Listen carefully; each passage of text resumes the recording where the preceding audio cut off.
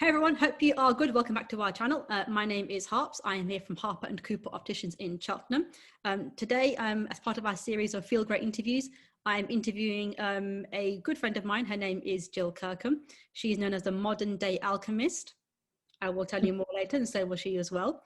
Part of these interviews that we're doing is we talk to people who do things that we do, but in a different kind of field. So our why is help people feel great about themselves, giving them the confidence to conquer their world. So I want to talk to people who do the same thing, but in their own worlds and in their own fields of expertise. So this is Gill. Hi, Gill. How's it going?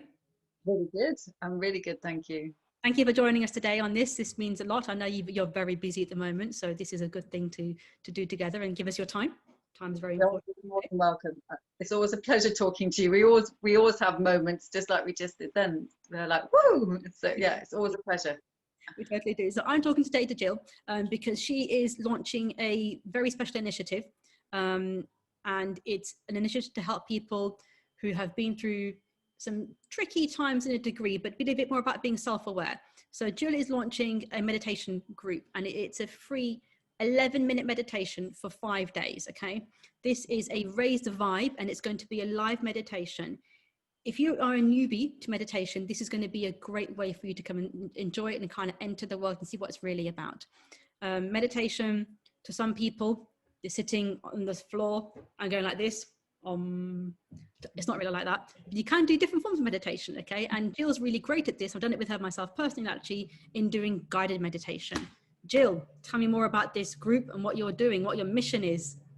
Okay, so personally, I have realized that I can really help people when it comes to group work and in groups, and it makes my heart sing when people are having these amazing kind of moments when they feel better and they feel wonderful. And at the moment we all need that, and we need a way to change our sense of being. And I chose the modern day alchemist because alchemy is about turning something ordinary into something extraordinary, like lead into gold.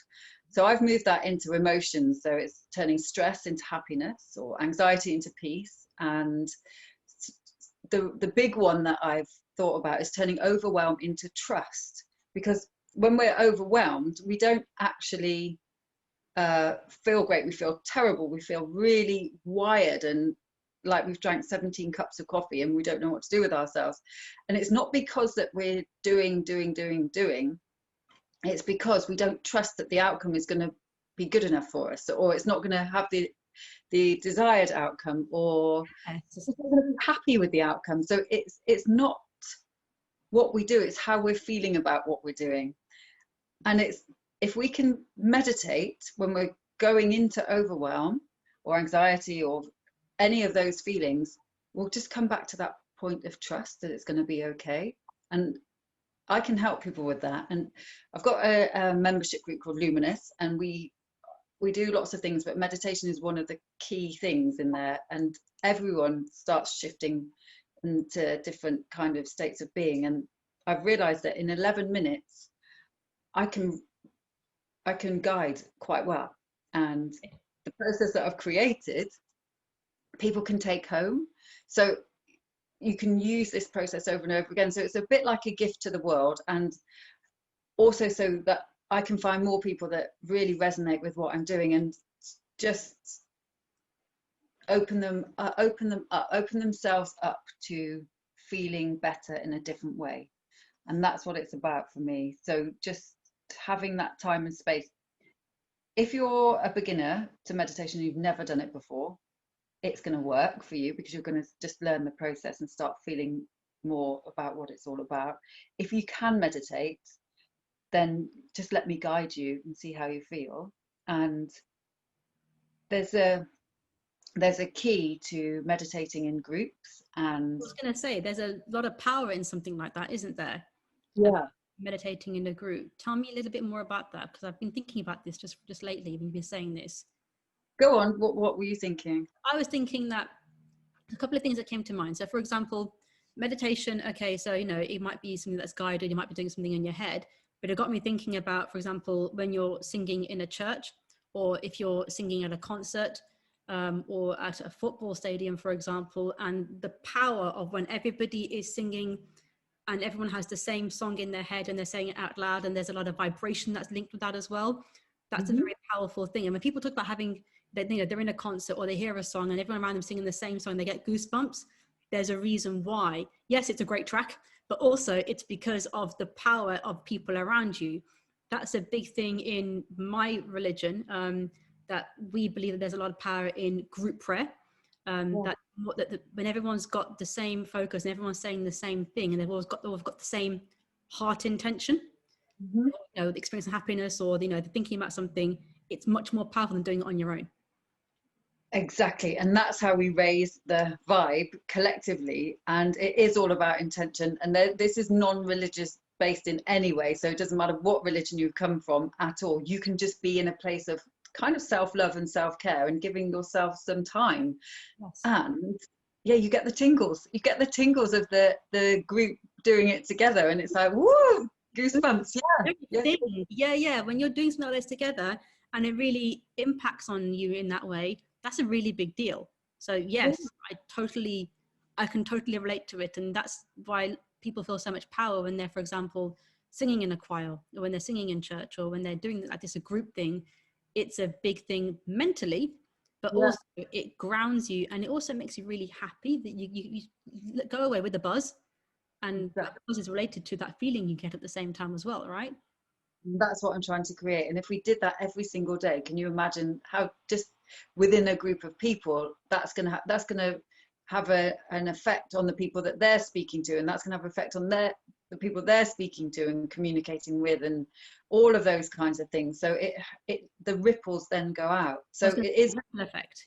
Yeah, the ripple effect. And I would love to create some kind of global movement with this. I've been reaching out to people in Australia, Namibia, Antigua. I'm like, come on, bring some people in. So I would love the more people that we can get from a global, all different global places would be amazing. Little positions. I want to put little flags in the world map. In the world, right? That's pretty cool.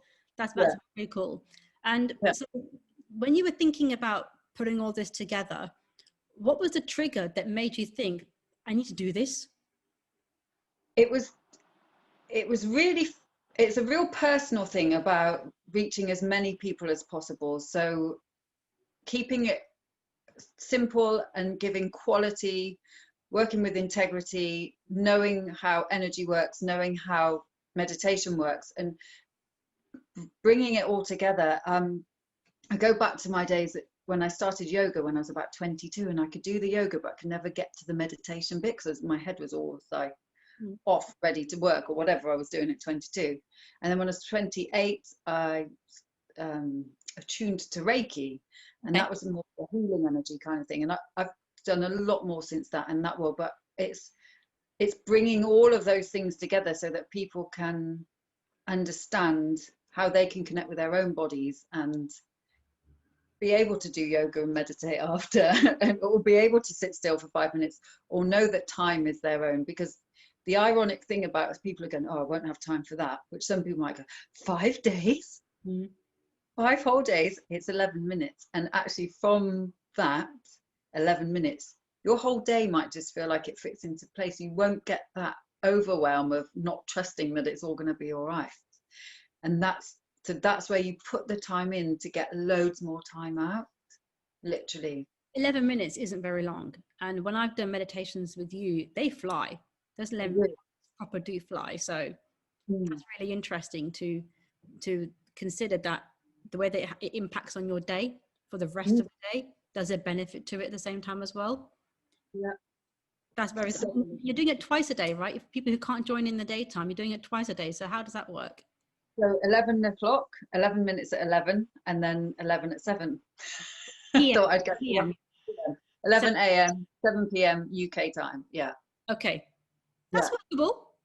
You can find